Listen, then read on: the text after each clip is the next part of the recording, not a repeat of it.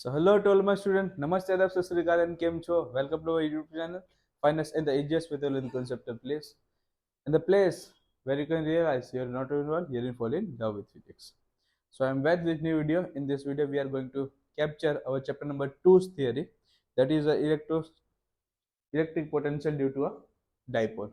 Dipole के ऊपर मिलने वाला इलेक्ट्रिक पोटेंशियल की थ्योरी आज हम यहाँ पे सीखने वाले। ठीक है, ये मोस्ट इंपोर्टेंट थ्योरी है जिसका डेरिवेशन 3 मार्क्स में पूछा जाता है। तो चलिए उसको सॉल्व करते हैं, किस तरीके से सॉल्व होता है। तो सबसे पहले मैं आपको कुछ प्रीव्यू दे दूं कि डाइपोल क्या था। तो प्रीवियस लेक्चर्स में हमने देखा कि डाइपोल जो है वो पॉजिटिव नेगेटिव दो सेम मैग्नीट्यूड के चार्जेस से बना हुआ है, जिसका सेपरेशन 2a जैसा है। मतलब अगर मैं सेंटर से सेपरेशन की बात करूँ तो इसके सेंटर से सेपरेशन a और a के फॉर्म में मिलेगा।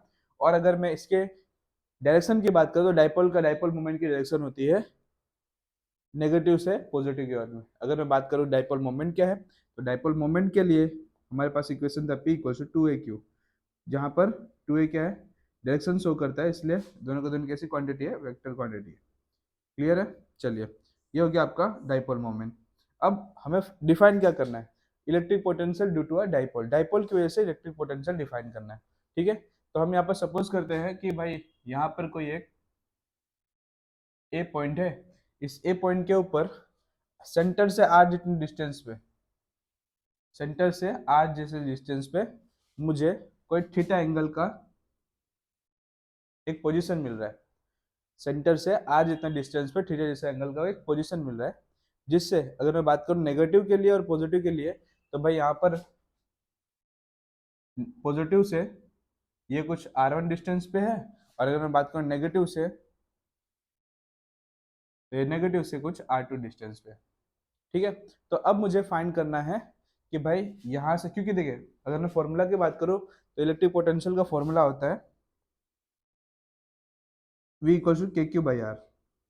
ठीक है, potential V equal to K q by are, ये इक्वेशन होता है मेरे पास में। अब अगर मुझे के की वैल्यू मुझे पता है 1/4πε0 में पुट करने वाला हूँ, क्यू का मैग्नीट्यूड मुझे पता है, लेकिन अगर मुझे डायरेक्शन या फिर लेंथ ना पता हो तो लेंथ को डिफाइन करना पड़ेगा। तो मुझे लेंथ को डिफाइन करने के लिए हमने यहाँ पर दो पोजीशन ले ली है।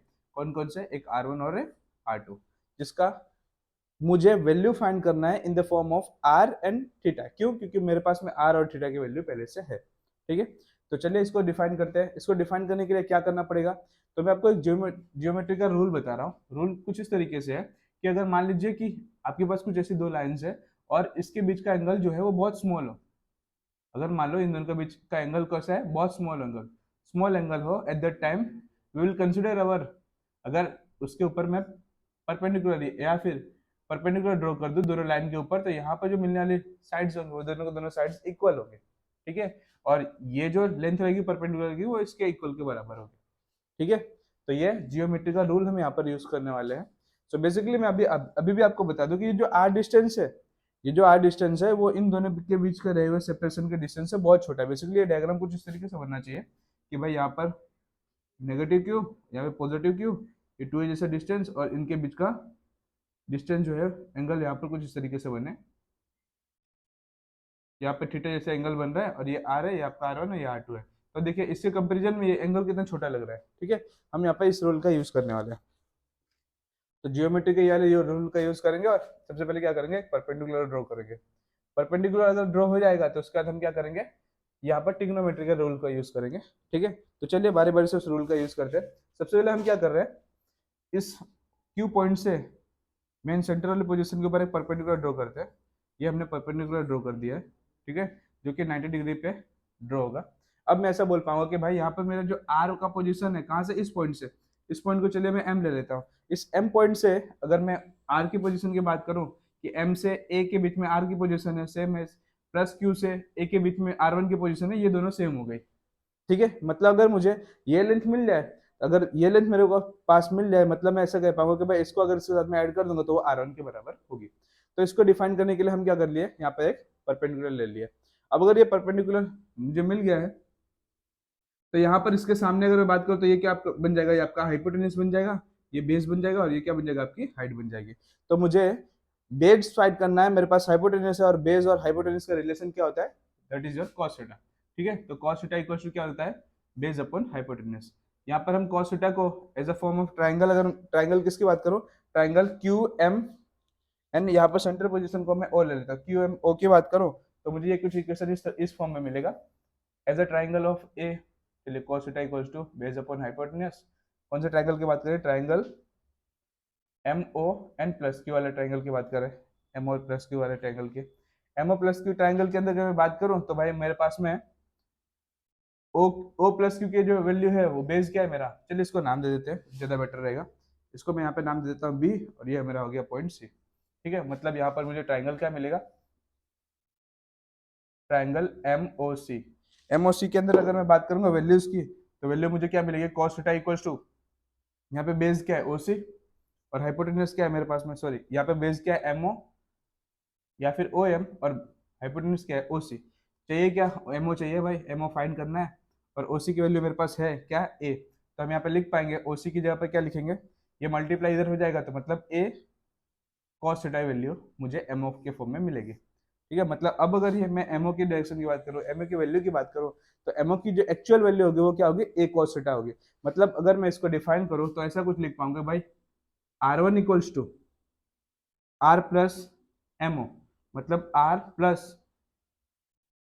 प्लस अगर मैं इसकी, देखिए सॉरी, ये टोटल लेंथ जो है वो आर जैसी है। ये टोटल लेंथ कैसी है? आर जैसी है। ये टोटल लेंथ आर जैसी है, मतलब अगर मेरे पास में एमओ पोजीशन आ जाए तो इसमें से आर पोजीशन में से मैं एमओ पोजीशन को अगर माइनस करूंगा तो जाके मुझे आर वन की पोजीशन मिलेगी। ठीक है, यहाँ पे ये जो आपका आज सेपरेशन है, जैसे मैं कंफ्यूज हुआ आप मत होइएगा, यहाँ पर आज का जो सेपरेशन है वो आपका टोटल लेंथ का सेपरेशन है, और आपके पास में एमओ एक्चुअल में आ चुका है, मतलब मुझे क्या करना पड़ेगा? इस आर में से इस एमओ के पोजीशन को माइनस करना पड़ेगा। ठीक है, तो यहाँ पर आर की पोजीशन में से हम एमओ को माइनस करेंगे, तो आर माइनस एमओ की वैल्यू मेरे पास क्या है? A cos theta. तो हम यहाँ पर इक्वेशन क्या मिलेगा? R one equals to R plus A cos theta. इसको इक्वेशन नंबर 1 दे देंगे। बेसिकली यहाँ पर ये जो डिस्टेंस आया ये किसका डिस्टेंस होगा? प्लस क्यू के थ्रू मिलने वाले पोटेंशियल का डिस्टेंस होगा। क्लियर है? चलिए, अब एस एम एस हम क्या करते हैं, इस बी पोजीशन के ऊपर, मतलब माइनस क्यू के थ्रू मिलने वाले पोजीशन की बात करते हैं, तो भाई यहाँ पर अभी मुझे परपेंडिकुलर ड्रॉ करना हो तो यहाँ पर इसके ऊपर ड्रॉ भी हो सकता है, लेकिन अगर इसको इजी करना है तो क्या करो, आप इस लेंथ को थोड़ा नीचे ले लो। चलिए इसको मैं इरेज कर देता हूँ, इस पोजीशन इस टर्म को मैं इरेज कर देता हूँ और इसको यहाँ पे लिख देता हूँ p इक्वल टू 2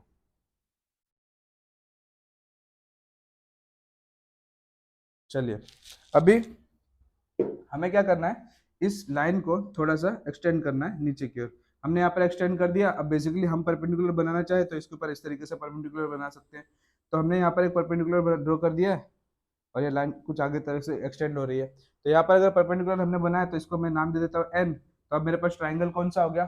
जिस तरीके से यहाँ पर हमें मिला था ट्राइंगल एम ओ सी, यहाँ पर हमें ट्राइंगल मिलेगा एन ओ बी। क्या मिलेगा? ट्राइंगल एन ओ बी, जिसमें मेजरमेंट एंगल एन जो होगा वो 90 डिग्री होगा। अब अगर ये 90 डिग्री है, मतलब ये क्या बनेगा? आपका हाइपोटेन्यूज। यहाँ पर ये बनेगा आपका बेस, और ये क्या बन जाएगा? आपका परपेंडिकुलर। तो वापस से अगर मुझे बेस फाइंड करना है तो कौन सा रिलेशन आएगा? कॉस थीटा का। तो कॉस थीटा इक्वल्स टू यहाँ पे क्या होगा? कॉस थीटा इक्वल्स टू होगा मेरा एन ओ या फिर O N divided by O B. और ओ एन की वैल्यू क्या है मेरे पास में? ओ एन की वैल्यू जो है बेस वो मुझे फाइंड करनी है, तो मैं ओ एन को एज इट इज रखूंगा। ओ बी की वैल्यू मेरे पास है पहले से ए, और कॉस थीटा भी है, तो मुझे ओ एन की जो वैल्यू निकल के आएगी वो भी मिलेगी ए कॉस थीटा के बराबर। ठीक है, आई होप स्टूडेंट ये आपको पूरा टोटली का कॉन्सेप्ट क्लियर हो रहा होगा। बहुत इजी वे में मैं समझा रहा हूँ आपको, सारी की सारी चीजें समझते जाइए और नोट डाउन करते जाइए तो इजीली आपको समझ में आएगा। चलिए, ओ एन की वैल्यू यहाँ पर हमारे पास ए कॉस थीटा आ गई। अब आप देखेंगे कि सेंटर से इस ए पोजीशन के ऊपर का लेंथ जो था वो आर था। हमने इसको एक्सटेंड किया, मतलब ये आपकी एक्स्ट्रा लेंथ हुई। ये एक्स्ट्रा लेंथ को आपको अगर पूरा ए पोजीशन तक पहुंचाना, मतलब मुझे आर में इस लेंथ को ऐड करना पड़ेगा। ठीक है, मतलब अगर मैं आर टू की बात करूंगा कि आर टू का जो पोजीशन मिलेगा आपको, आर टू का जो आपको पोजीशन मिलेगा वो क्या मिलेगा? तो वो मिलेगा आर प्लस ओ एन के बराबर। तो यहाँ पर आपको ओ एन को इस आर में ऐड करना पड़ेगा। ठीक है, तो आर की वैल्यू हमारे पास तो है पहले से, ओ एन की वैल्यू भी हमने यहाँ से ऑब्टेन कर ली है, तो यहाँ पे हमें क्या मिलेगा?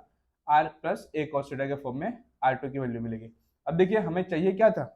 इक्वेशन में हमारे पास फॉर्मूला क्या है? We equals to K q by are. यहाँ पर दोनों के दोनों चार्जेस के लिए पर्टिकुलर पोटेंशियल जो मिलेगा वो के क्यू बाई आर के फॉर्म में मिलेगा, और यहाँ पर आर की वैल्यू भी हमने अभी ऑब्टेन कर ली है। तो चलिए नेट पोटेंशियल जो है उसको फाइंड कर लेते हैं कि भाई नेट पोटेंशियल, चलिए नेट पोटेंशियल चलिए net potential on point A, net potential on point A क्या मिलेगा आपको, देखते हैं किसके बराबर मिलेगा। तो भाई वी नेट इक्वल्स टू किसके बराबर मिलेगा, तो भाई V one plus V two के बराबर मिलेगा। एक वी वन की वैल्यू क्या है मेरे पास में, वी वन की वैल्यू हमारे पास है, वो अगर मैं लिखूँ तो E of plus q divided by r one plus of k of minus q divided by r two. निकल के क्या आएगा, तो k q by r one minus k q by r two. ठीक है, के q by r, k q को common निकाले बाहर, तो वन अपॉन क्या मिलेगा, one upon r one minus one upon are two. अब इसी को सॉल्व करना है, चलिए सॉल्व करते हैं। वन अपॉन आर वन की जगह पे मैं क्या रख पाऊंगा, मेरे पास में वैल्यू क्या निकल के आई है, तो R minus A cos theta. ठीक है, same as minus one upon are two की वैल्यू क्या निकल के आई है, तो भाई R plus A cos theta. चलिए इसके लिए एलसीएम लेते हैं। एलसीएम क्या मिलेगा यहाँ पर भाई, तो यहाँ पर मिलेगा R plus A cos theta in bracket minus R minus A cos theta, और यहाँ पर इन अंदर साइड में मुझे क्या मिलेगा, R square minus A square cos square theta, ये वाला फॉर्म मिलेगा। चलिए इसको अंदर से माइनस को अंदर इंसर्ट कराते हैं, तो माइनस अगर इंसर्ट होगा तो मुझे क्या मिलेगा, equation V net equals to K Q in bracket, यहाँ पे क्या मिलेगा, R plus A cos theta minus of R plus A cos theta divided by value नीचे क्या रहेगी, R square minus A square cos square theta. अब ये are से आर कैंसिल आउट हो गया, और तो आपके पास इक्वेशन क्या मिला है, के Q into A cos theta हो जाएगा आपका two A cos theta divided by R square minus A square cos square theta. ठीक है, अभी अगर मैं बात करूं कि इसमें अगर मुझे डाइपोल को ऐड करना हो या डाइपोल मोमेंट को ऐड करना हो, तो आप देख पा रहे हो कि भाई टू ए क्यू जो पोजीशन है वो क्या बन जाएगी आपकी, पी वाली पोजीशन बन जाएगी। तो इसको मैं क्या लिख पाऊंगा, P cos theta divided by R square minus A square cos square theta. चलिए अभी अगर मैं इन दोनों के, ये जो कॉस थीटा है, कॉस थीटा के अगर मैं as a form of product की बात करूं, तो कॉस थीटा कैसे डिफाइन करता है, तो भाई डॉट प्रोडक्ट को डिफाइन करता है। तो इसके बीच का रिलेशन अगर मैं बोलूं, तो वी नेट इक्वल टू क्या मिलेगा, K dot P divided by R square minus A square cos square theta. अब अगर मैं इन दोनों के कंपैरिजन की बात करूं, तो भाई आर स्क्वायर की जो लेंथ है, अगर मैं कॉस थीटा के ऐसे मैक्सिमम वैल्यू की बात करूं, तो भाई वो मैक्सिमम वैल्यू क्या मिलेगी, वन मिलेगी। कॉस थीटा की अगर मैक्सिमम वैल्यू अगर वन मिलती है, तो भी मुझे क्या मिलेगा, ए स्क्वायर ही फॉर्म मिलने वाला है। मतलब क्या, ये जो आर डिस्टेंस है उसके कंपैरिजन में ये ए का डिस्टेंस तो बहुत छोटा होगा ना। तो अगर मैं इस टर्म को नेग्लिजिबल करूं, if r is greater than a, तो मुझे इस टर्म को क्या करना पड़ेगा, नेग्लिजिबल करना पड़ेगा। मतलब ये टर्म किसके बराबर हो जाएगी, तो भाई ए स्क्वायर कॉस स्क्वायर थीटा जो है वो आपके जीरो के बराबर हो जाएगी। तो अभी आपका जो वी नेट निकल के आएगा वो क्या निकलेगा, K dot P divided by R square. ठीक है, अगर इसको अगर आपको वेक्टर फॉर्म में लिखना हो, क्योंकि पोटेंशियल जो है वो कैसा वेक्टर क्वांटिटी है, तो इसको अगर आप वेक्टर फॉर्म में लिखना चाहे, तो पोटेंशियल के ऊपर vector divided by R square as it is रहेगा, और यहाँ पर आपको आर कैप लिखना पड़ेगा, और पी के ऊपर भी वेक्टर आ जाएगा। ठीक है, तो यहाँ पर मुझे लास्ट में इक्वेशन जो निकल के आएगा वो इक्वेशन क्या निकल के आएगा, तो भाई K P upon R square into R vector. Basically अगर आपको वेक्टर फॉर्म में डिफाइन करना है, तो इस पोजीशन में आपको लिखना पड़ेगा, और अगर वेक्टर फॉर्म में ना लिखना हो, तो आपको ऊपर वाला के पी अपॉन आर स्क्वायर के फॉर्म में लिखना पड़ेगा। अब देखिए, अगर आपको माइनर क्वेश्चन आता है कि भाई ये पोटेंशियल जो है वो किस फॉर्म में मिलेगा, मतलब पोटेंशियल का जो वैल्यू मिला हुआ है उसमें डाइपोल मोमेंट किस डायरेक्शन में होगा या पोटेंशियल किस डायरेक्शन में होगा। तो अगर आपको ऐसा कहा जाए कि कोई चार्ज जो है वो इस एक्सिस के साथ में है, एक्स एक्सिस से अगर प्लस माइनस क्यू डायरेक्शन में, माइनस क्यू डायरेक्शन में है, इसका मतलब क्या, डाइपोल मोमेंट की डायरेक्शन ऐसी और आपके अलग अदर चार्ज की डायरेक्शन ऐसी, मतलब दोनों के बीच में 180 डिग्री बनेगा। और 180 डिग्री बनेगा, जब इनके बीच का एंगल क्या बनेगा, 180 डिग्री बनेगा, तो जो आपका पोटेंशियल रहेगा वो नेगेटिव रहेगा, मतलब नेगेटिव वैल्यू को डिनोट करेगा। सेम एज अगर मैं बात करूँ कि अगर मान लो कि पॉजिटिव चार्ज है एक्सिस के ऊपर, यहाँ पे कोई वैल्यू मिल रही है, तो डाइपोल मोमेंट का भी डायरेक्शन इस तरीके से, आपका चार्ज का डायरेक्शन भी इस तरीके से, दोनों के बीच का एंगल कैसा रहेगा, थीटा 0 डिग्री रहेगा। और अगर थीटा 0 डिग्री रहेगा, एट दैट टाइम आपका जो पोटेंशियल मिलेगा वो पॉजिटिव का फॉर्म होकर मिलेगा। ठीक है, और अगर कोई ऐसा कहे कि भाई इक्वेटोरियल लाइन के ऊपर आपको किस तरीके से मिलेगा, कुछ यहाँ पर इक्वेटोरियल लाइन पे, तो इन दोनों के बीच का एंगल कितना बनेगा, 90 डिग्री बनेगा। और अगर थीटा 90 डिग्री हो जाएगा, तो एट द टाइम आपका पोटेंशियल जो है वो 0 जाएगा, क्योंकि cos 90 क्या हो जाता है, 0 हो जाता है। ठीक है, तो आई होप स्टूडेंट ये डेरिवेशन आपको इजीएस्ट वे में समझ में आया हो। अगर आपको वीडियो अच्छा लगा हो तो अपने फ्रेंड के साथ में शेयर कर दीजिएगा, लाइक एंड चैनल को सब्सक्राइब कर दीजिएगा, और हमारे एक फैमिली का पार्ट बन जाइएगा। ठीक है, मिलते हैं नेक्स्ट वीडियो में। Till then do what you want to do man, but don't trouble your parents. जय हिंद, जय भारत।